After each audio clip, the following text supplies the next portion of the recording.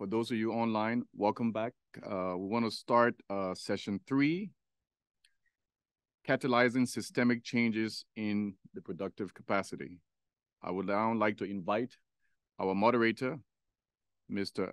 Akiwumi, Director of the Division for Africa, LDCs, and Special Programs at UNCTAD. Mr. Moderator, you have the floor. Well, thank you very much, ladies and gentlemen. I believe, in my view, it's an honor to be able to be here and to welcome you to this third session of the EAF Global Forum. The only question that I perhaps will pose to the EAF Secretariat is why they haven't invited me to the first and second session of the Global Forum, but we'll get to that later on. As the facilitator mentioned, this event is focused on what being catalyzed and focused on productive capacities in the countries, beneficiary countries. As the facilitator mentioned, my name is Paul Akiwumi. I'm the Director for Africa, Least Developed Countries and Special Programs at UNCTAD. And at UNCTAD, we believe building, maintaining, and utilizing productive capacity is at the center, should be at the center of any development policy. So we take this subject very seriously and we have a lot of focus on it. Although productive capacity can unlock sustainable economic development, we like to see productive capacity as the economic ingredients that allows countries to be able to make goods and to deliver services. It certainly is a key enabler for least developed countries, very much to participate in the global trade and increase their exports. On the one hand, it's facilitating entry into the new international markets, and on the other hand, productive capacities helps ensure sustainable production of food and consumer goods and domestic markets. Ultimately, productive capacities are what helps countries to grow and to develop. For your information, UNCTAD has developed a productive capacity index, which is able to benchmark and capture the ability of the key drivers that enable and foster productive capacities at the national level. And it is very much a very powerful tool for use in research, diagnostics, development of vulnerability profiles and impact assessments, and also national planning and more. Now, in UNCTAD, we believe that the Enhanced Integrated Framework is a key financial mechanism to support LDCs and beneficiary countries to be able to develop their productive capacities, not only develop new productive capacities, but also to ensure that the utilization of existing productive capacities for them to foster economic growth. And so we are strong supporters of the EIF, and we will continue to be strong supporters of the EIF as a financial mechanism, as there is no other financial mechanism that is capable and is focused on the productive capacities and the needs of least developed countries to be able to participate in global trade. Now, our dialogue today aims to facilitate the exchange of best practices, lessons learned, challenges, opportunities on related productive capacities. It is important that we are all able to see, hear, and understand the decisions made by others and the good examples and the challenges and opportunities that others have had. And we're fortunate enough to have with us today a very distinguished panel who have firsthand knowledge of the various activities that the EF has supported to be able to build their productive capacities. We have Ms. Paternoff, the Director of External Trade and the EF Focal Point for the Solomon Islands with us. as well as 4 national implementing unit coordinators. Mr. Koka from Togo, I believe he's online. Mr. Chia from Cambodia, Mr. Dadi from Chad, and Mr. Getcha from Haiti. Now, we also have with us the rapporteur, Ms. Jimenez, the trade specialist and Minister of Industry and Trade in Angola. I believe she's somewhere in the room, if not on the podium. So I'm quite excited. She's risen her hand. There you are. Welcome. I'm quite excited to actually hear the challenges, opportunities, and also the progress made in the various sectors that the EAF has been able to support productive capacities building in some of these countries in the various sectors. Although they may be at the firm level, it is very important to understand how the firms are able to operate in the policy space given to them by their national governments. So I'd like to start off with Ms. Patanov, and I'd like to suggest that because we only have an hour, 15 minutes, to try and keep our presentations to about 5 to 7 minutes, and then we have an opportunity for questions afterwards. But I'd like to pose first a question, and I'd like to ask Ms. Patanot if she can share with us how the EIF support, financial support as well, has helped to stimulate systemic changes in the tourism sector in the Solomon Islands. Ms. Patanov, you have the floor. Thank you, Mr. Moderator. While Solomon Islands has been trading across villages and islands for millennia, the recent decades of more globalized world trade presents challenges and opportunities for us. And with the limitation of resources and small size of our economy, the importance of prioritizing of economic sectors and activities where the potential for value addition and employment creation opportunities to be given high priority. Now, in 2009, when we did the diagnosis, the DTIS, as a result, there were 4 sectors identified as export potential for Solomon Islands.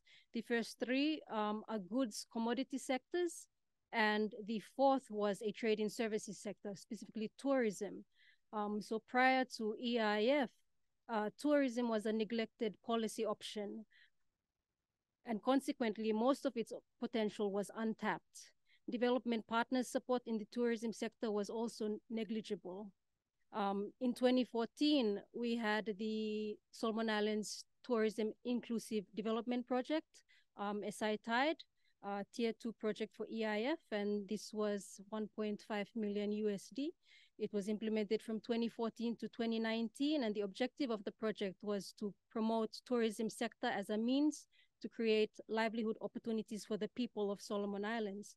Now, the results of that project, it was the first ever direct and meaningful development partner engagement with our Ministry of Culture and Tourism.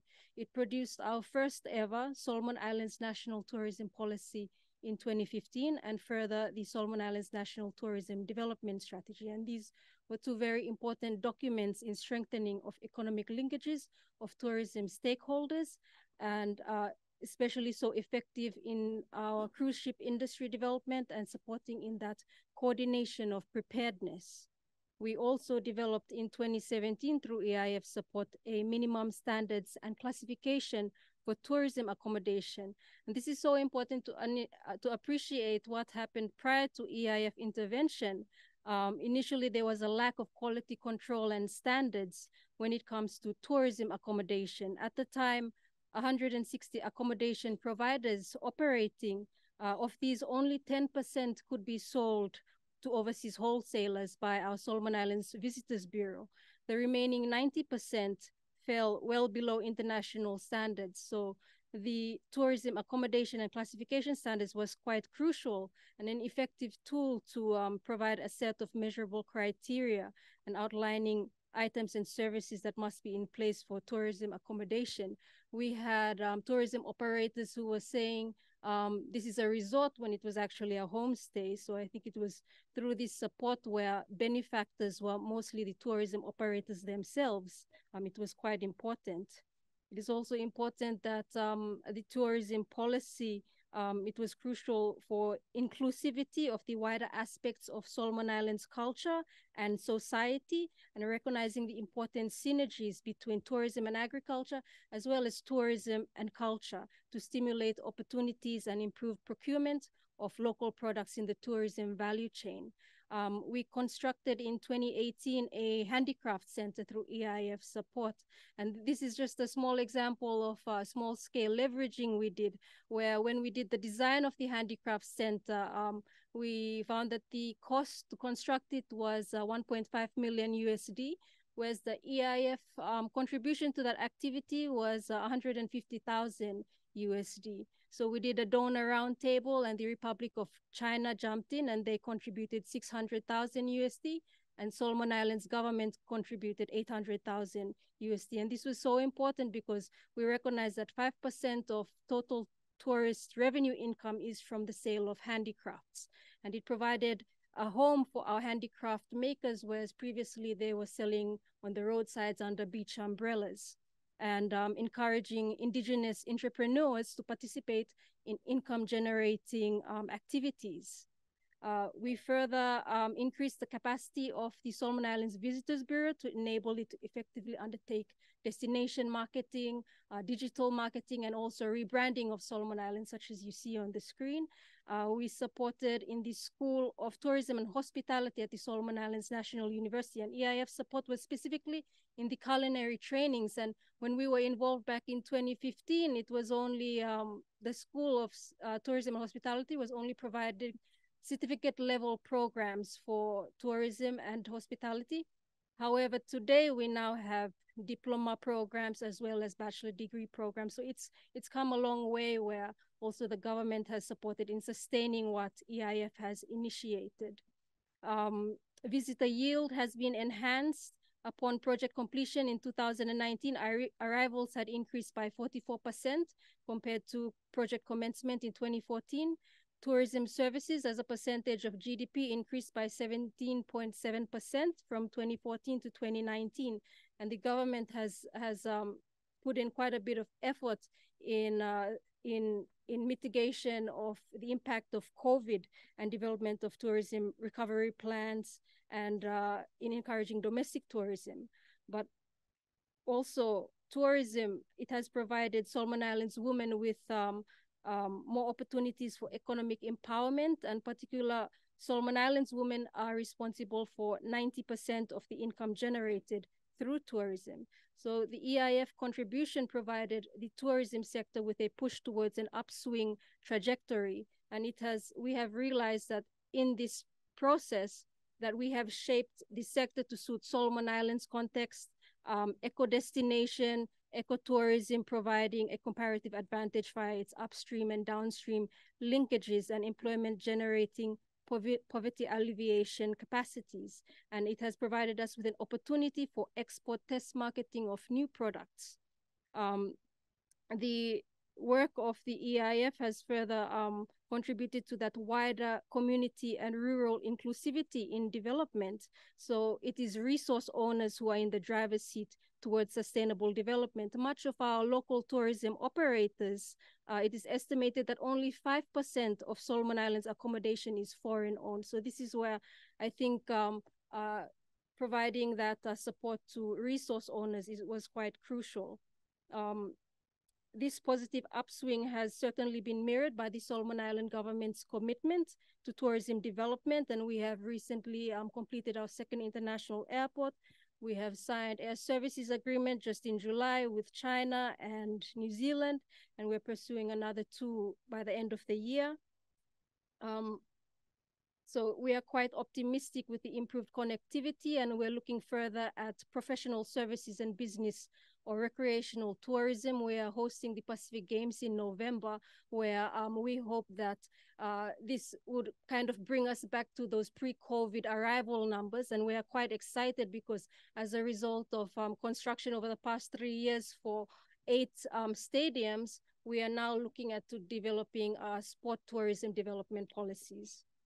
So Solomon Islands in August of 2023, the UN General Assembly adopted a resolution granting Solomon Islands an extension of 3 years preparatory period for our graduation from 2024 to 2027. And this is quite important in ensuring our graduation is sustained, that it is resilient and irreversible through diversification and transformation of the productive sector. The EIF and its contribution to any country, this is where size does not matter. It is the impact as a catalyst and an agent in making transformative change, and more so for Solomon Islands' experience, whereby connecting with the peoples and building homegrown private sector and integrating the population into the mainstream economy with, although a small investment, it has unlocked the wealth from within. Thank you. Thank you very much.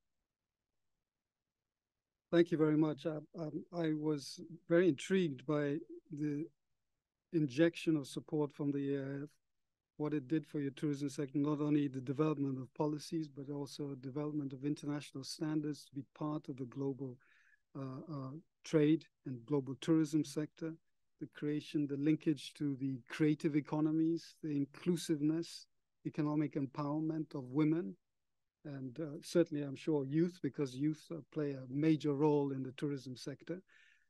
And also the linkage between the training and the policy itself.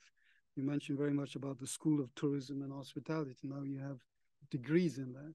So there's a direct link to this sector and the importance of this sector. So I'm very, I think it's a very good example of how one interjection by support from the EIF can have multiple multipliers and can influence the whole value chain of this tourism sector, but also address the SDGs as we see it today. And I look forward to getting more details on that after this event. Okay, our second speaker is Mr. Dadi from Chad. He's one of the National Implementation Unit coordinators, and we'll now give the floor to him to hear his experiences. Je vous remercie, monsieur le modérateur. Bon après-midi à toutes et à tous. C'est pour moi un honneur et un plaisir de partager l'expérience du Tchad dans la mise en œuvre du projet de renforcement des capacités commerciales de la filière peau et cuir. Ce qu'il faudrait retenir du Tchad, hein, dans un premier temps, c'est le 3e plus grand cheptel d'Afrique. Et nous avons commencé avec la filière cuir et peau suite à la 2e édition de l'EDIC, qui a identifié ce secteur comme une filière porteuse dans le plan national de développement. Donc, c'est grâce à l'EDIC qu'on a pu identifier ce secteur. Ce qu'il faudrait aussi retenir globalement, le Tchad exportait uniquement du bétail sur pied depuis plusieurs années, depuis très longtemps en fait. Donc, vous savez, avec la crise dans la sous-région, avec le Nigeria, la crise liée aux défis sécuritaires, donc, et avec le sud de la Libye, on exportait principalement ce bétail sur pied vers ces pays-là. Mais avec la fermeture des frontières, on avait suffisamment de bétail qui n'était pas exporté. Il faudrait aussi rappeler que l'exportation du bétail sur pied contribuait à 30% du PIB hors pétrole au niveau national. Donc, grâce au CIR, nous avons élaboré ce projet sur les cuirs et peaux. Nous avons tout d'abord commencé avec tous les acteurs, en fait. Donc,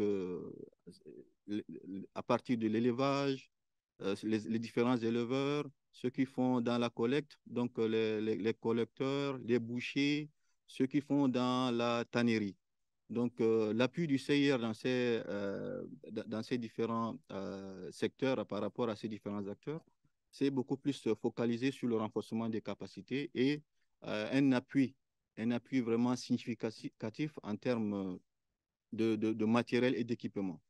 Ce projet a pu permettre la construction d'une tannerie semi-artisanale qui est située à une soixantaine de kilomètres de la capitale. Si vous essayez de voir sur l'image qui figure au niveau de l'écran, donc à gauche, vous avez comment les tanneurs séchaient leur peau au départ, donc sans la tannerie. Vous voyez, c'est à même le sol. Et là, les trous, parce que c'est des villages, hein, c'est des villages qui sont situés dans les provinces du pays. Et les gens cherchaient euh, l'ombre des arbres pour aller creuser et travailler leur peau. Donc là, c'était vraiment un travail très artisanal, si je peux me permettre le terme. Et grâce au soutien de l'IMOCIR, en construisant cette tannerie que vous voyez ici sur l'image au milieu, donc là, ce sont des trous qui sont améliorés. Et avant, pour tanner ces produits, on utilisait les grains d'acacia comme pilet. Donc, vous voyez un peu, il y a un pilon, donc tout se faisait de façon manuelle. Mais grâce à l'appui du CIR, on a pu acheter des machines, des égreneuses, en fait, de ces graines-là. Et là, le changement est palpant, en fait. Ça a changé vraiment les conditions des travailleurs de ces tanneurs. Nous avons, le projet est limité sur 7 provinces uniquement du pays, alors qu'au Tchad, on a 23 provinces. Et nous avons aussi recensé quelques coopératives, hein, des femmes tanneuses euh, qui, euh, font vraiment un travail remarquable au niveau national. Donc, dans un premier temps, l'objectif global du projet, c'était de réorganiser les acteurs de la filière. Parce que dans le temps, il y avait 2 projets qui étaient pilotés par le ministère en charge de l'élevage, mais qui étaient axés sur le produit viande. Donc, ce n'était pas les cuirs et les peaux qui étaient visés par les projets. Donc, ces projets ont pu construire des aires d'abattage, quelques magasins de stockage, mais grâce au projet qui a été piloté par le CIR, les normes, en tout cas le respect des normes dans ces aires d'abattage n'a pas été occulté. Et nos différents appuis en termes de tannage végétal également, parce que les tanneurs, avec leurs anciennes méthodes, tannaient des peaux, mais ces peaux avaient toujours des odeurs. Donc, et là, quand une peau dégage une certaine odeur, même au niveau de la consommation locale, on avait du mal à écouler ces produits. Donc, au niveau des différents aires d'abattage, on, on avait les bœufs, les moutons qui passent, mais après, on récupère seulement la viande et la peau était jetée parce qu'il n'y avait pas de potentiel preneur. Et comme je l'ai dit à l'entame de mon propos, avant, les peaux partaient vers le Nigeria et la Libye principalement. Mais avec la fermeture des frontières, il n'y avait pas possibilité d'exporter ces peaux-là. Donc, nous avons fait un travail d'organisation au niveau interne en mettant ensemble les éleveurs, parce que la peau commence dès l'éleveur, parce qu'il faut sensibiliser sur le marquage pour ne pas blesser la peau qui va être exportée par la suite. Au niveau des collecteurs, comment stocker ces peaux avant leur commercialisation. Donc, on a construit quelques magasins de stockage également et on a aussi sensibilisé sur les techniques de conservation de ces peaux-là. Donc, nous avons mis en place une plateforme entre tous les acteurs maintenant et c'est un travail vraiment qui s'est ressenti et ça a changé un peu les revenus également des tanneurs parce qu'avant la construction de la tannerie, dans certains villages, on pouvait produire 200 à 300 pots par jour, mais grâce à cet espace-là, qui leur était réservé parce que dans les villes, dans les villages, ils étaient toujours aux extrémités des villes parce que le travail de la tannerie dégage, il y a une certaine odeur et les gens, la population se plaignent. Donc, on a pu avoir quand même des terrains aux extrémités pour réinstaller ces tanneurs-là pour ne pas, dans le respect de l'environnement et pour ne pas gêner la population environnante. Donc, c'est vraiment une tannerie semi-moderne avec tous les outils, le traitement des eaux usées également, qui n'est pas occulté à ce niveau. Donc, vous voyez le produit fini qui est là, donc je ne sais pas l'image à l'extrémité. Et le secteur privé, en tout cas, a pu avoir quelques contrats également d'exportation. Ce n'est pas des grandes quantités, mais c'est une prémisse aux prochaines étapes. Nous avons aussi l'État qui a mis sur pied la première zone économique spéciale dédiée au bétail, en tout cas au cheptel, dont les produits, la viande, qu'on pourrait exporter également. Et l'État a conçu également un abattoir moderne pour pouvoir utiliser les pots et surtout travailler plus avec les acteurs de la plateforme qu'on a mis en place. Donc, en amont, c'est ce travail que nous sommes en train de suivre actuellement pour permettre à l'abattoir d'avoir des produits de bonne qualité pour pouvoir les exporter par la suite. Voilà ce que je peux dire dans un premier temps avant de revenir avec plus d'explications sur le fond. Merci. Thank you very much, Mr. Daddy. I found that very interesting. In fact, one of the things I had written down and circled was the quality of the skin, how important that is for the value chain as well. But perhaps when we come back to questions and answers, you might touch a little bit on the extension services, the veterinary services. How did you improve that? Because that all impacts on the quality of the skin at the end of the day. So, but let's now turn to Mr. Koka from Togo, and I believe he's online, unless I hear otherwise. My question. Oui, allô, bonjour tout le monde. Bonjour. My question to you would be that Togo has had significant success in developing soya production following the completion of the EAF project. What are the results, and what were the key factors that enabled this significant expansion and continued the sustainability of this program? Over to you. D'accord, merci madame. D'entrée, je dirais que le projet Soja, qui a été le premier projet de la catégorie 2 que le Togo a initié, émane donc de l'étude diagnostique d'intégration du commerce de 2010 que la Banque mondiale a élaboré en notre faveur avec le financement bien sûr du CIR, qui a ciblé le soja comme une filière porteuse. Mais avant d'y aller, le comité de pilotage des cadres intégrés qui a en son sein l'administration, la société civile, les acteurs, etc., ont été abordés, une concertation. Et après cette concertation, les spéculations qui sont dans l'EDIC, c'est le plus large consensus était autour du soja parce que c'est une spéculation qui est produite sur tout le territoire national.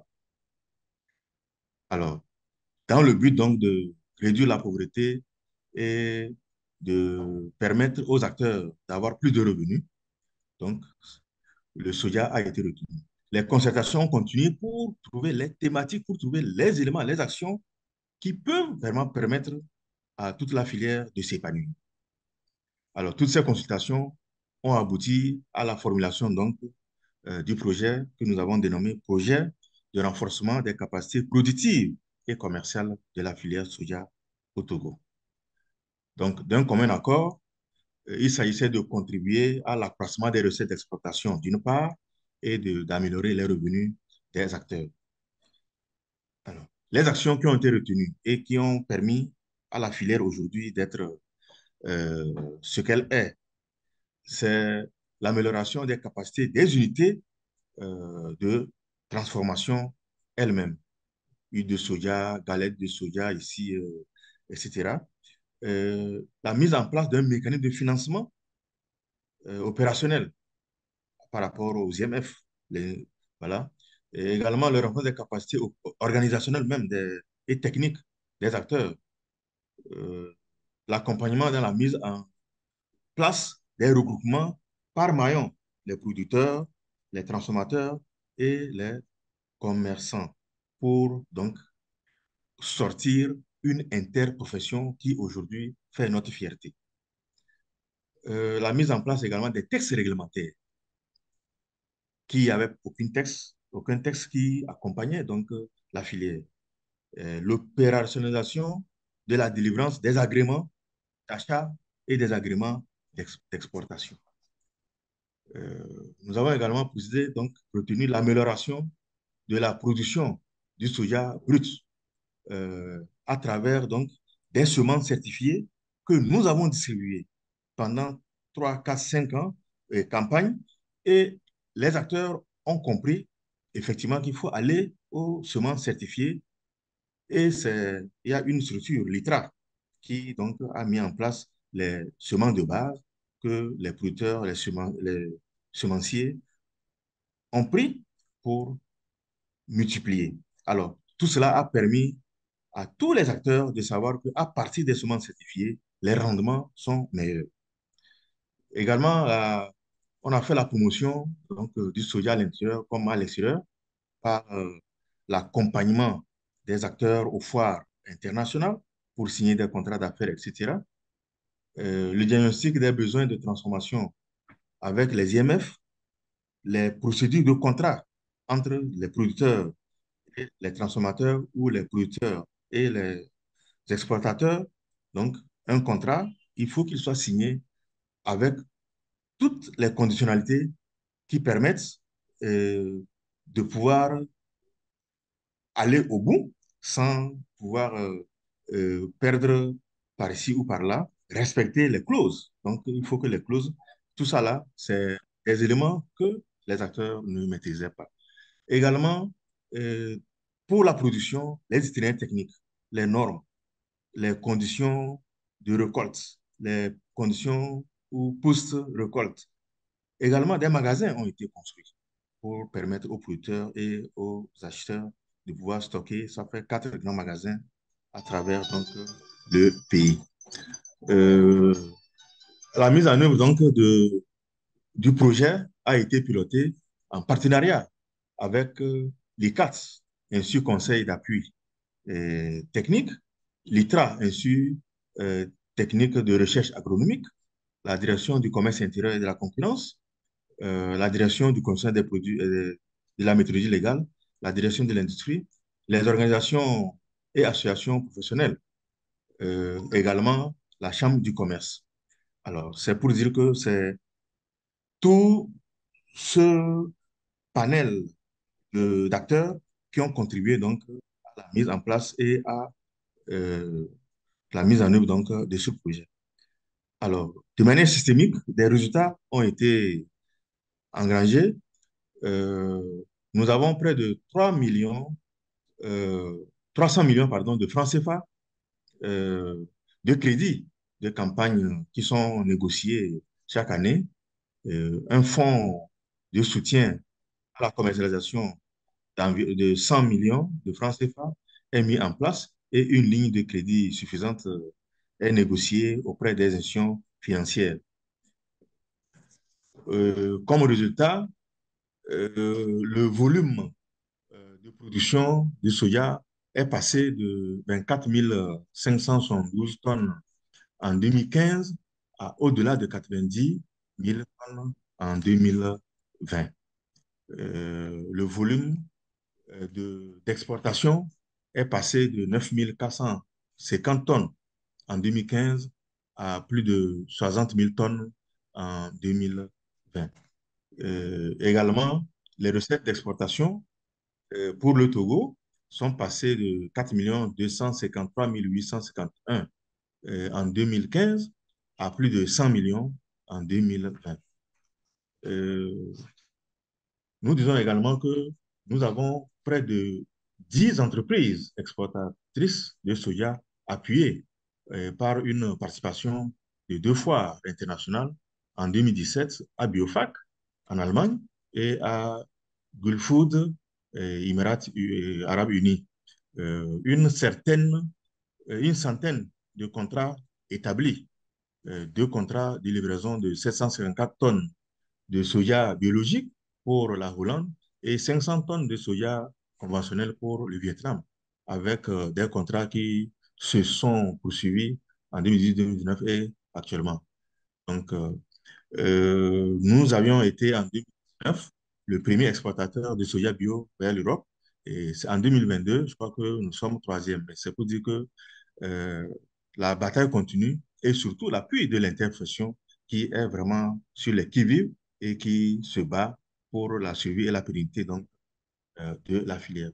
Alors, plus de 260 millions de francs CFA de crédits négociés et obtenus chaque année depuis 2016 et près de 500 coopératives et organisations professionnelles de soja. Alors, de nouvelles variétés donc, ont été mises en place par l'ITRA. Donc, cela, c'est toujours l'appui du cadre intégré pour la productivité et l'amélioration au profit donc, des acteurs. Nous avons fait de l'organisation des journées promotionnelles au Togo 2015, 16, 17, 18, 19 dans les régions économiques au profit de plus de 250 coopératives et entreprises transformatrices de soja. La mise en place donc, du conseil interprofessionnel qui a permis de 24 000 producteurs et productrices de soja qui ont été accompagnés et environ 9 500 hectares avec une incidence sur la production et de plus de 6 000 tonnes chaque année, puisque c'était même l'objectif au départ de pouvoir faire une augmentation substantielle. Alors, donc une augmentation du volume d'exploitation, comme je l'ai dit, de plus de 198% de 2015 à 2020, environ 90 groupements de production de producteurs et productrices de soja, ainsi qu'une cinquantaine d'unités de transformation appuyées par la participation aux passions des foires, etc. Donc, tout cela a permis, a permis d'avoir le niveau que le soja au Togo aujourd'hui. Alors, nous disons également que dans le souci d'accompagner une réglementation dans les nouvelles filières, etc., nous accompagnons la filière anacarde, la filière,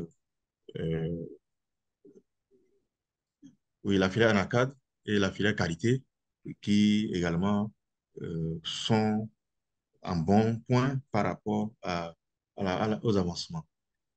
Donc, la mise en place donc, de ces textes. Mr. Coco, can I ask that you wrap up, please? Merci. OK. Donc, l'opérationnalisation a permis de la délivrance donc, pour les agréments, etc. Donc, pour canaliser et conduire effectivement la filière dans de bons ports. Ça veut dire qu'il n'y a plus des acheteurs ou des acteurs qui ne sont pas agréés, qui ne sont pas dans l'interfession, qui vont rentrer pour semer la cisanie dans la filière. Donc, voilà ce que je peux dire en ce qui concerne les actions qui ont été menées et les résultats obtenus sur la filière soja au Togo. Merci, monsieur le modérateur. Thank you very much, Mr. Coca. I think this is commendable, the export increase and the quality improved. Perhaps later on you could mention something about whether there's any insurance scheme mechanism for small-scale farmers. That would be interesting for us to hear. But we need to press on. We don't have much time, so I'd like to go straight to Mr. Laichi.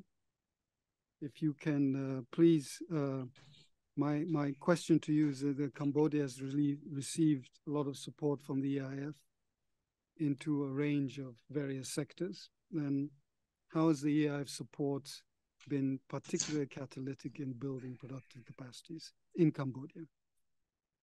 You have the floor. Thank you very much, Mr. Moderator. Good afternoon, Excellency, ladies and gentlemen. Yes, I agree with Mr. Moderator that Cambodia is a key recipient of EAF fund, and EAF support include analytical and diagnostic study to help Cambodia develop trade strategy, integrate Cambodia into a multilateral trading system, institutional capacity building for Ministry of Commerce, key ministries, as well as private sectors, and funding for productive capacity building.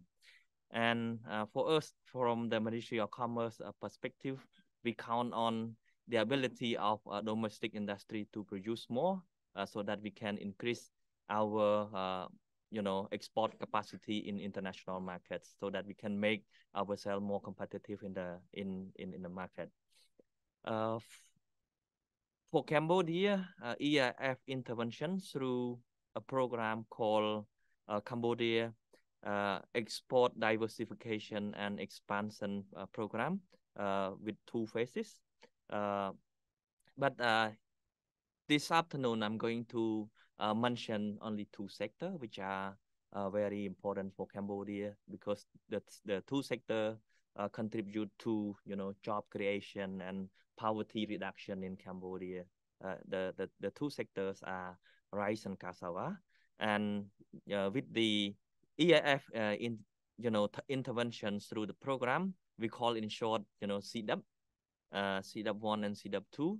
On rice, they increase the ability to become more competitive, improve our productive capacity, as well as increase our international presence in the international market. For rice, the project contribute to increase, around 500,000 metric tons of annual national rice export, and with the total value of almost $400 million in 2015. And for this sector, right now we are able to produce around 12 million tons per year, the production capacity. In the rice sector project, develop several trade promotion tools such as Cambodian rice DNA fingerprints, Cambodia rice standards, the price index, which show the significant support activity through markets, mission, trade fairs, certification support, skill development, as well as identify of the new export market and helping for the contracts. It was perceived to have an influence from the credibility of Cambodian exporter to negotiate contract with the EU buyer, for example. More significant stall was able to for intermediary like IFC or ITC to introduce a firm to buyer, especially the arrangement that they can have the contract sell by contract with each other. And rice export increased from an export value of $100 million in 2011 to $450 million in 2020, together with the increase of our market share in the EU and as well as other destinations. And our case study, perhaps I would like to highlight the Amru rice, which is the big exporter and producer in Cambodia. And this company is also a key beneficiary of the EIF program as well. And in terms of sustainability, at the end of program, the CDAP 1, 3 new products emerged, namely rice in the husk, rice not roasted, and other kinds of rice with small share of export. And for this, I also want to stress the importance to have, the private sector association like Cambodia, Rice Federation of Cambodia, which can represent the sectors, can provide consultative input to the government, as well as have more power to bargain with private buyer around the world. And for cassava, we have received a lot of training program in the capacity building capacity for exporter, processors, for their increasing the knowledge in export readiness, business network, or the market information, so on and so forth. And through association, we farmer also strengthen their bargaining power, and they have move forward the dialogue with the government or the local stakeholder in improving their productivity. And it is confirmed that the productivity in cassava from about increased from about 22 to 25 ton per hectare to about 28 to 30 ton per hectare. This is some things that we can highlight, that with the project intervention, the sector have increased the productivity. And at the end of the program, new products also launched into the market called cassava starch, which is very important for the sectors as well. And we also have been able to escalate our initiative from the EAF intervention to formulate the cassava national policy, which was launched in 2019, which is very important for line ministries and selected firm to follow the action or follow what is happening on this sector. So this is the short intervention that I would like to share with you. So let me end it here. Thank you very much. Thank you very much. I think, again, it's a very clear example of a strategic amount of money coming from the EIF, supporting very clear sectors and agriculture sectors, all leading towards food security, which is very critical. So I'm glad you're able to share that with everybody else. And I'm sure you'll give more details afterwards to everybody in the coffee break. So our last speaker is Mr. Gachete from Haiti, who is going to talk about a subject in which I began my whole career in so small-scale fisheries, in fact, on aquaculture. So I'm very interested, especially how you managed in Haiti. And if you could give us your presentation on what you saw the changes were in small-scale fisheries in Haiti. Thank you. Merci, Monsieur le modérateur. Péremptoirement, je voudrais remercier le secrétariat exécutif du CIR pour les démarches effectuées, les démarches de dernière heure effectuées auprès de l'ambassade de l'Espagne pour nous permettre d'avoir le visa et de participer au forum du CIR aujourd'hui. Alors, approuvé en décembre 2020 par le conseil exécutif du CIR, Haïti, depuis mars 2021, exécute un projet sur le renforcement des capacités productives et commerciales dans les filières pêche maritime et sel marin. Ce projet vise à améliorer les conditions d'exercice et le niveau socio-économique des groupes d'acteurs engagés dans l'exploitation des ressources renouvelables en question, avec pour objectif général d'améliorer les conditions institutionnelles de fonctionnement, renforcer les capacités organisationnelles et techniques des bénéficiaires, accroître les capacités de production de la pêche maritime et du sel marin, améliorer l'accès de ces produits au marché national, régional et international. Grâce à la mise en opération des embarcations des moteurs à bord, des engins de pêche, à l'installation des dispositifs de concentration de poissons, des pépinières de palétuviers installées pour la reforestation de la mangrove, des unités de transformation et de conservation de produits de pêche, d'autres matériels et accessoires jusque-là distribués aux bénéficiaires directs du projet. On a pu atteindre des résultats et impacts partiellement que l'on va voir ensemble découler dans différents domaines, tels que dans la création d'emplois et le nombre de bénéficiaires. Donc, dans les différents domaines dont j'ai parlé, je voudrais citer en exemple la création d'emplois et le nombre de bénéficiaires. Il y a un cumul de 2214 emplois créés dans les deux filières, soit un accroissement de 68% contre une projection de 20% et de 88% par rapport à la situation d'avant le démarrage du projet, qui, rappelons-le, était égal à 1180 emplois directs.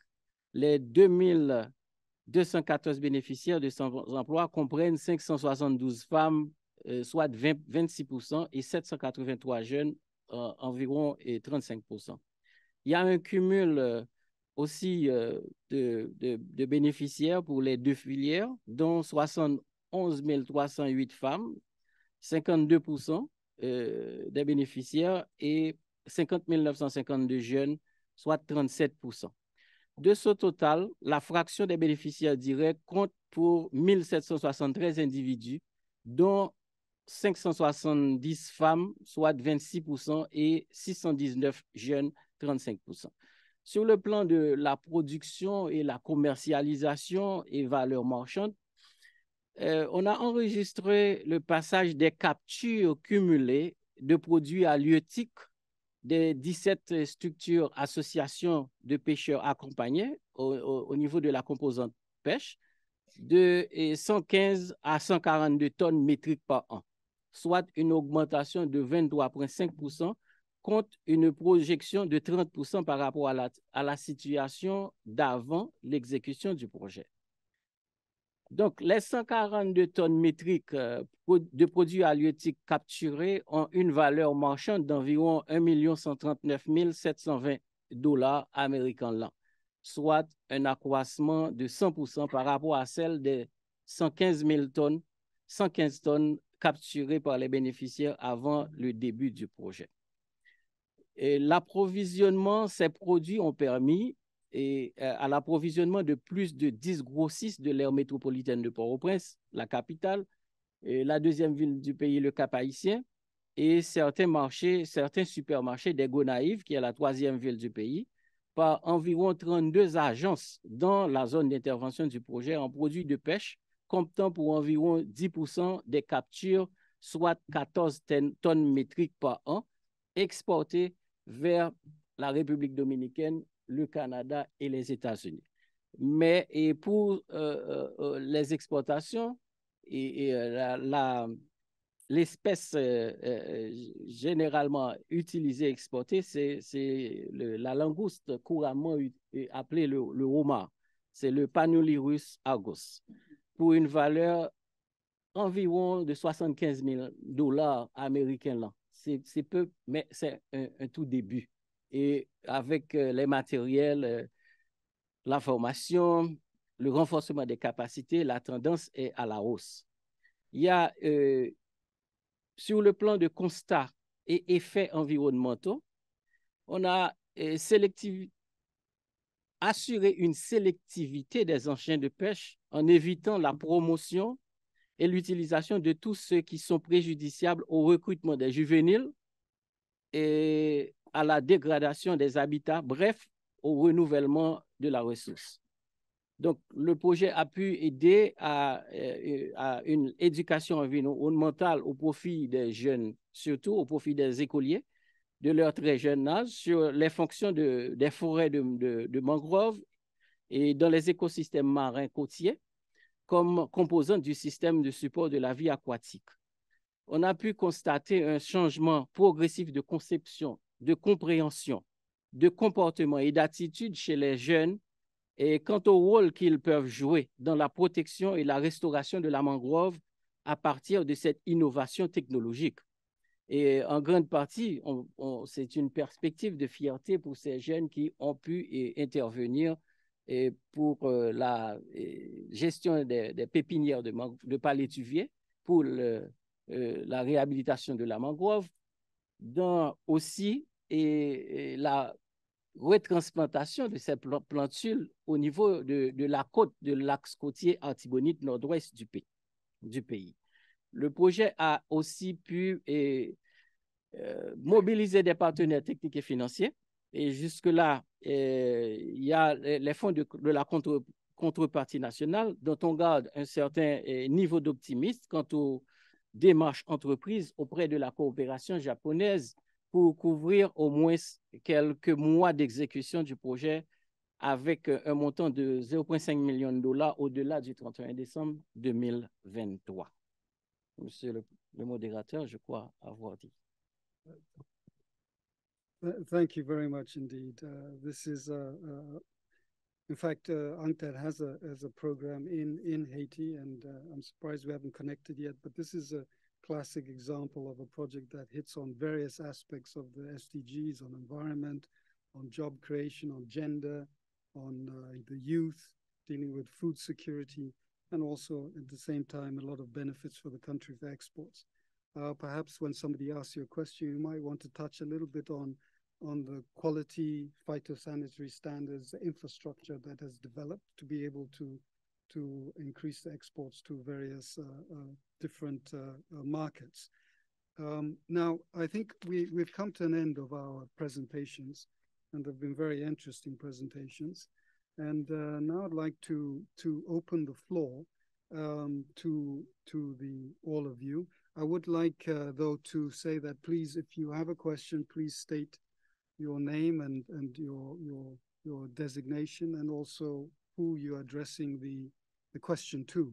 And perhaps the panelists can talk a little bit about some of the challenges when they answer your questions, because certainly there were many challenges, and it's also important for the audience to understand what the challenges were and how you overcame them. So now I'd like to open the floor. So if everybody would just raise your flag, then I can see your flag. I'm sure there must be lots of questions. But to kick off, if there are no questions right now, to kick off, perhaps I'll ask my colleague here, panelist, last one, Mr. Gadjete, very much about how Haiti did, what Haiti did to be able to export to all of these new markets, and how it dealt with the development of the certification and quality assurance framework for the country. Please go ahead. Monsieur le modérateur, c'est un aspect essentiel et important pour nous. C'est pourquoi le programme, la cellule avec le ministère du Commerce et de l'Industrie a contacté STDF pour nous aider dans la question sanitaire et justement afin d'embrasser les remarques et recommandations particulières pour l'exportation et en fonction des exigences du marché international. Mais avec le Bureau haïtien de normalisation et le projet de DCQPC, c'est le projet de protection de consommateurs, nous avions pu, entre-temps, utiliser les moyens du bord pour assurer que les produits collectés et capturés puissent répondre à des normes et par rapport aux unités de conservation installées et permettre à ce produit de répondre à des normes de qualité afin de répondre aux besoins des consommateurs directs sur le marché national et des consommateurs sur le marché régional. Je vais parler de la République dominicaine et internationale, du Canada et des États-Unis d'Amérique. Thank you very much indeed. Any questions? Raise your flags, please. Yes, I can't see it, sir. The Gambia, please go ahead. Yeah, thank you, Mr. Moderator. I just want to find out from Togo, because they have outlined a number of products that are in their export baskets, and I want to know what's the export volume of those products that they have outlined, and how, and also what are the markets that are being targeted with those products, and also how are they able to deal with the phytosanitary issues, in promoting the exports of those products. Thank you. Thank you very much. Let's take another one. Chad is up. Merci beaucoup, monsieur le modérateur. Merci vraiment à tous les intervenants pour leurs interventions pertinentes, les expériences qui ont été partagées avec nous, notamment à la collègue de l'île Solomon, du Tchad, du Togo, du Cambodge et d'Haïti. On voit bien que, monsieur le modérateur, que ces expériences-là montrent vraiment la pertinence du cadre intégré renforcé, et cela renforce également les évaluations qui ont été effectuées et les témoignages que nous recevons du terrain en termes de pertinence et des résultats atteints. Et on voit bien avec ces différentes interventions depuis ce matin et jusqu'à cet après-midi, vraiment l'utilité et la pertinence du cadre intégré renforcé, que nous souhaitons qu'il soit effectivement soutenu de manière encore beaucoup plus importante au-delà de la phase actuelle qui s'achève. Monsieur le modérateur, les îles Salomon la collègue des îles Salomon a évoqué la question du tourisme, qui était extrêmement intéressant, et j'ai noté vraiment le travail fait par les îles Salomon dans ce domaine-là, et qui nous paraît tout à fait intéressant et qui pourrait servir d'exemple pour d'autres PMA. Alors, la question que je voulais poser, on sait que la pandémie a eu des impacts colossaux, notamment sur le tourisme, la pandémie de la COVID-19. Comment les îles Salomon ont pu surmonter ces difficultés et quelles perspectives envisagées pour booster, en tout cas, le secteur du tourisme aux îles Salomon. En ce qui concerne le Tchad, mon frère et mon compatriote a présenté de manière brillante le projet Peau et Cuir. Et il a dit aussi de manière très claire que le Tchad est le 3e pays au cheptel le plus important en Afrique. Donc, c'est un potentiel extrêmement important à développer. Un cheptel de plus de 138 millions de têtes de bétail. Et jusqu'ici, le secteur n'est pas vraiment développé. Et c'est vrai que le projet Peau et Cuir, c'est un projet assez intéressant. Vous avez posé, Monsieur le Président, la question des normes, la question également du domaine sanitaire, notamment les SPS. À ce niveau-là, effectivement, on a des difficultés. On a besoin de l'assistance pour effectivement se conformer aux normes voulues, aux normes également voulues par le Codex, mais également au niveau de l'OMC ici. Et à ce niveau-là, je voulais simplement demander à mon compatriote s'il peut éventuellement, au-delà de ces projets Peau et Cuir, s'il y a d'autres projets dans le secteur de l'élevage qui est envisagé, puisque comme on a un cheptel le plus important en Afrique, simplement c'est limité au Peau et Cuir, c'est peut-être restreint, mais développer ce secteur-là, c'est très important. Mais est-ce qu'il y a d'autres aspects de ce secteur qui sera effectivement développé et qui seront développés dans le futur, puisque le secteur représente 53% du PIB et du secteur rural et qui fait vivre environ 40% de la population rurale. Et donc, c'est un secteur capital pour booster l'économie nationale. Enfin, Monsieur le Président, je voudrais simplement, peut-être que si on n'a pas intervenu depuis le matin, c'est également entendre le donateur. Surtout notre attente, c'est d'écouter le donateur, puisque nous avons besoin de financement pour financer les projets qui sont là, qui sont en instance et qui n'ont pas obtenu de financement. C'est pour ça que nous militons tout le temps pour la poursuite du cadre intégré renforcé, non seulement au niveau des ambassadeurs, ils les répètent, ils les rappellent souvent, mais également nos ministres, Et nous aimerons bien entendu écouter nos donateurs qui également, peut-être il y a des questions à poser sur certains nombres de projets ou s'ils ont des perspectives à nous indiquer. Ce serait très intéressant d'entendre leur point de vue afin de prendre en compte et peut-être de renforcer ce qui a été fait. Encore une fois, j'insiste beaucoup sur la nécessité absolue de tous les PMA pour que cet outil-là, qui est exceptionnel dans le système commercial multilatéral, puisse être vraiment maintenu et renforcé. Et nous souhaitons qu'il n'y ait pas de rupture. Dans la phase actuelle, nous souhaitons vraiment que les cadres intégrés renforcés puissent être poursuivis et renforcés encore davantage, puisque nous avons beaucoup de projets qui n'ont pas encore été réalisés. Merci beaucoup, Monsieur le Président.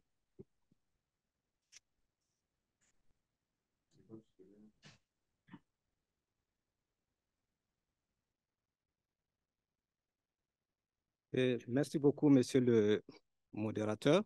Et, me permettez de remercier le secrétariat exécutif du CIR pour l'organisation de ce forum global. Et je veux peut-être mentionner ici que la délégation du Niger, les premiers responsables du programme n'ont pas pu faire le déplacement. On aurait bien aimé qu'ils soient là, malheureusement, pour des raisons assez évidentes, n'ont pas pu faire le déplacement. Et j'ai juste une question, peut-être qui complète déjà ce qu'avait dit le collègue du Tchad, parce que le Niger aussi, en tant que grand pays d'élevage, a bénéficié également dans le cadre du CIR, et en ce qui concerne la phase 2 du programme d'un projet cuir et zepo également. Donc, je ne vais pas revenir sur l'expérience. Les objectifs qui étaient assignés à ce projet semblent être la même chose qui a été développée par le coordinateur du Tchad. Je voudrais juste peut-être lui poser une question. C'est vrai, le projet, dans un de ses axes, avait pour objectif l'accès au marché. C'est vrai, en tout cas en ce qui concerne le cas du Niger, nous avons pu un peu diversifier les exportations des cuirs et peaux. Mais je voudrais poser peut-être la question à M. Dadi, en ce qui concerne surtout les normes. Est-ce qu'au-delà du seul cadre du CIR, est-ce qu'ils avaient peut-être pris bouche entre griffes avec certains partenaires en ce qui concerne les normes telles que par exemple le FENDEC ou d'autres organisations internationales intervenant dans le domaine? Voilà en fait la question que je voudrais poser à notre collègue du Tchad et remercier également tous les intervenants qui ont bien voulu partager leurs expériences très enrichissantes avec nous. Merci beaucoup. Okay, thank you very much indeed. I think we have to now address these questions. I think the first one is from the Gambia to Togo. If you could tell us a little bit about the export volume and the market targets of the soya. But if you can try and respond as quickly as possible, as short as possible, so we can get another set of questions in.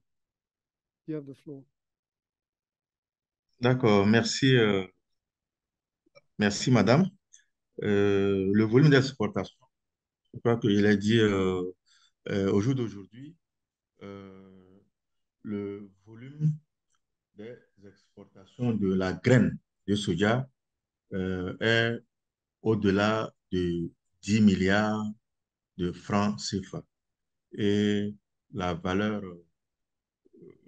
d'exportation des produits dérivés, donc huile, etc., c'est au-delà de 11 millions de francs CFA.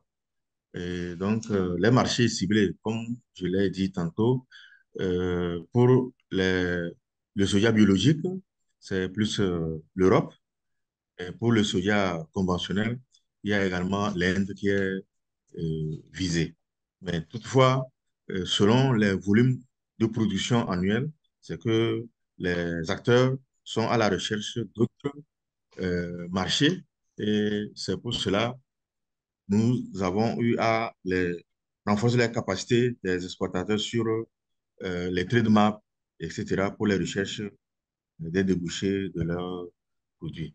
Alors, quant aux normes et aux phytosanitaires, sanitaires et phytosanitaires, nous avons l'Institut national d'hygiène qui fait des analyses sur le plan biologique. Nous avons l'Institut togolais de recherche agronomique qui a un laboratoire qui fait des recherches. Il y a également le laboratoire d'hydrologie appliquée qui est à l'école supérieure de la technologie de biologie alimentaire à l'université de Lomé, qui fait également des analyses pour donner des certificats de salubrité des produits finis et comestibles pour peuvent être mis sur le marché. Donc, mais il y a la HOC, la Haute Autorité de la Qualité de l'Environnement, qui s'active à mettre en place, à pouvoir mettre un laboratoire certifié, mais on n'est pas encore au point. Les acteurs font donc appel aux laboratoires, aux structures étrangères pour la certification et des normes, etc., des produits avant exportation. Merci, monsieur le modérateur. Thank you very much. The second question was from a delegate from Chad to Solomon Islands about how you overcame the COVID pandemic and what outlook do you see for the future? Please go ahead. Thank you, Mr. Moderator, and thank you to the distinguished delegate from Chad for your question on COVID-19 impact to the tourism sector. So for Solomon Islands, just a bit of background information, following declaration of the pandemic in 2020, for 2 years, from 2020 to 2021, Solomon Islands did not have any community transmission of COVID-19. We were quite firm in our border management. So this enabled us to continue business as usual in country while it did affect visitor arrivals. So what the government did was we developed 2 strategic plans, the Solomon Islands Tourism Recovery Plan 2021 to 2030 and the Tourism Solomon's Strategic Plan 2021 to 2023. And this was in response to COVID-19 and reinvigoration of tourism, digital marketing and facilitation of domestic tourism and setting the health and hygiene standards for tourism operators. I'll specifically give an example on encouraging of domestic tourism. So Solomon Islands government is the third largest employer in Solomon Islands. And usually for public servants, the government provides leave passage. So when we go on holiday, they provide a passage for us and our families to go to our home island. We have 700 islands. So during COVID, they provided us with the option, if not you take your leave passage, you can pick any resort or approved resort in Solomon Islands, and the government would fund our families for travel on our national carrier, the Solomon Islands, as well as accommodation and meals at the tourism destination in Solomon. So this was one of the mitigation measures through domestic tourism being encouraged during this 2-year period where we did not have community transmission.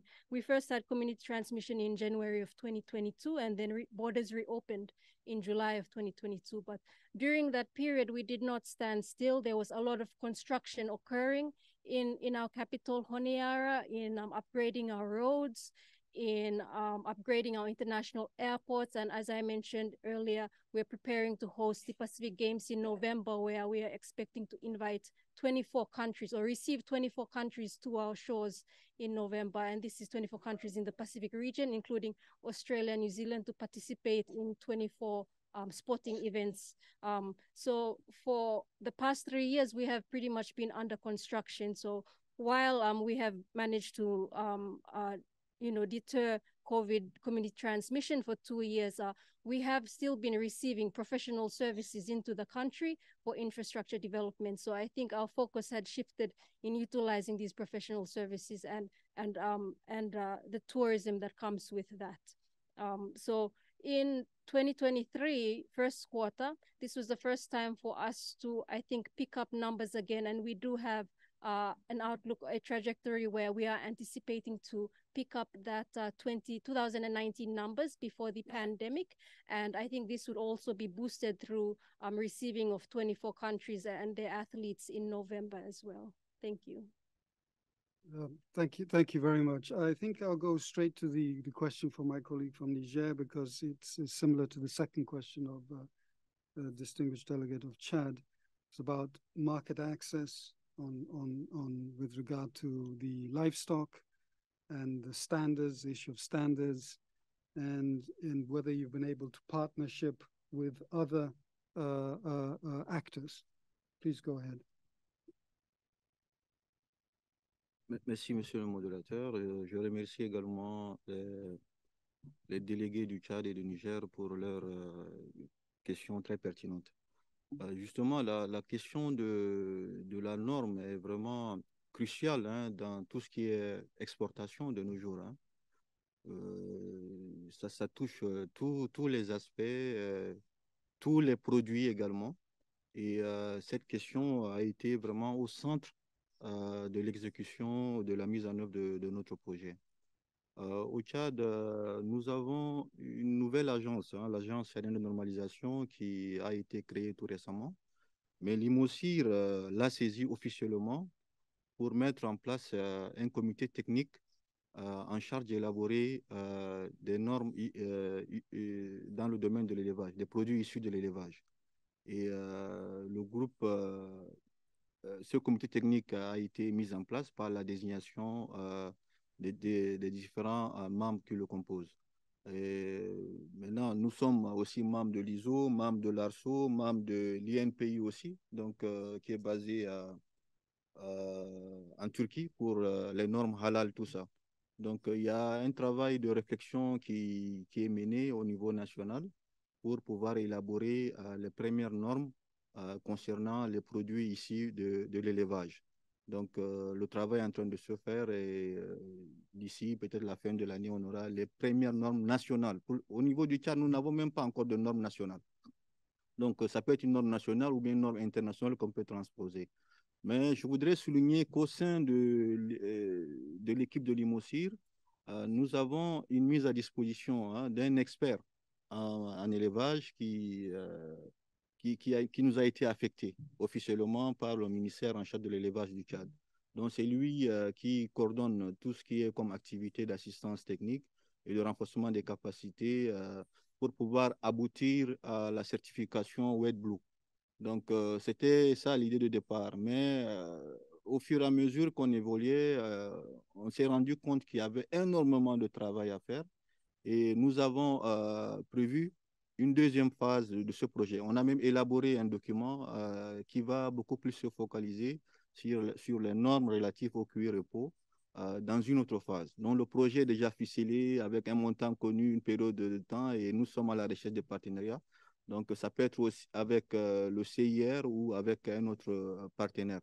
Donc, nous avons également d'autres projets donc, sur la filière sésame, la filière date et natron. Nous avons aussi un projet sur le renforcement des capacités de la filière qualité. Donc, ce sont des filières porteuses qui ont été identifiées par l'EDIC. Donc, c'est grâce à l'EDIC qu'on s'est rendu compte qu'on a ces potentiels dans différents domaines. Et c'est des potentiels qui sont méconnus pour la plupart. Et vraiment, grâce au CIR, il y a un travail préalable qui a été mis en place. Et au fur et à mesure qu'on va évoluer avec la structure en place, on pourrait rechercher de nouveaux partenariats pour faire décoller vraiment l'économie nationale. Donc, en ce qui concerne l'accès au marché, voilà, donc je voudrais aussi dire aux délégués du Niger que nous avons effectué un voyage d'études hein, au Niger, à Niamey, donc la plus grande tannerie de Niamey. On l'a visité et vraiment les échanges d'expériences ont été vraiment très édifiants dans ce vol. Donc, au niveau de la consommation locale, l'offre s'est améliorée avec la capacité de la nouvelle tannerie qui a été construite à Drobali. Et nous avons eu quelques commandes qui viennent du Cameroun et du Nigeria également. Donc, pour l'instant, c'est un début et on a beau espoir d'ici quelques années, au fur et à mesure, on va s'améliorer et les exportations du Tchad aussi vont grimper. Merci. Thank you very much. I see the facilitator has already moved up here on the podium. He sent me a sublime message, but I'm going to be bold and I'm just going to give the floor one last question to Comoros. So if you can make it to the point short, we'd be most grateful. Please go ahead. Merci beaucoup, Monsieur le Président. C'était pour compléter la réponse par rapport à l'aspect de durabilité en rapport avec l'intervention du CIR de l'île Salomon sur le secteur du tourisme. Nous avons également exécuté un programme, et c'est en cours d'exécution. Nous avons un projet du tourisme qui est dédié à renforcer le développement de ce secteur. Nous avons commencé à renforcer la capacité de l'Office national du tourisme et puis à renforcer la capacité en infrastructure hôtelière, en mettant en place des écologes. Également, on a essayé de renforcer, de diversifier les produits écotouristiques en mettant en place un club de plongeurs pour le tourisme marin. Mais on a senti qu'il y a des résultats. On a essayé de les vendre auprès de la Société islamique de financement du commerce. Et puis, on a réfléchi sur le fait que c'était avec le Covid, c'était le secteur le plus touché. Et donc, on ne voulait pas que l'on lâche le secteur. On voulait que notre action soit durable. C'est la raison pour laquelle on a encore élaboré une fiche de projet. On a demandé à la Banque islamique de nous aider à financer un projet de renforcement de capacité pour un tourisme durable. Et donc, ils ont accepté et cela a été décidé d'être fait dans le cadre de la coopération sud-sud. Nous sommes avec le Maroc, qui est un pays arabe. Donc, ils ont de l'expertise en matière de tourisme. Ils sont venus chez nous, dans le cadre de ce projet, ils ont mené une diagnostic. Ils nous ont conseillé sur la création d'un village écotouristique au nord de la Grande Comore et aussi la mise en place d'un village artisanal au sud de l'île. Donc, avec ce projet qui sera financé par l'ITFC, ça va continuer, ça va asseoir une durabilité dans nos interventions. C'est la raison pour laquelle j'en profite pour dire que je crois que cette durabilité devrait être menée également dans le mécanisme elle-même du CIR au niveau global, parce que déjà, on commence quelque chose, on a besoin de continuer. Je sais qu'au moins dans notre pays, c'est seulement le cadre intégré qui est le seul outil qui accompagne le commerce. Donc, la manière dont ça a été conduit jusqu'à maintenant, ça a été bien apprécié. Donc, nous souhaitons que ça continue de la même façon dont ça a commencé. Merci. Thank you very much. A very important intervention there. I think we have to, there's a lot that needs to be discussed, and I think we have a coffee break afterwards so we can spend a lot of time discussing these things. It's quite clear that the EIF has a significant impact in the activities that are undertaken globally, which impact on all the sustainable development goals, but more importantly on the national development plans of the country. So all I see is this needs for scaling up of the impact, the contributions of EIF to the countries. So I'd like to thank all the panelists here very much for their insightful messages, and also the fact that I also learned a lot on my side. So I appreciate it very much, and for the questions that came from the public. And now to make sure that I get invited, I wasn't invited to the first forum or the second forum, but I was invited to the third, which I'm grateful the Executive Secretary is here now. So I should thank him for that, and I want to be invited to the fourth. So I better hand over to the facilitator to ensure that happens. Thank you all very much. Thank you. Please give a warm applause for our panel. And just before we close, I do want to re-echo some of the points made. I mean, I used to sit in a political position, and what I can say to you all, the EIF role in building people like you capacity to make the case to people like me who were ministers at that time has to do with the tangible implications of all these tools we develop. And I often tell people, you know, I'm tired of any research studies that don't translate into impact. And I say impact in terms of people. At the end of the day, I had to go and sit in front of parliamentarians to explain to them, how does this paper called an export strategy impact their constituency?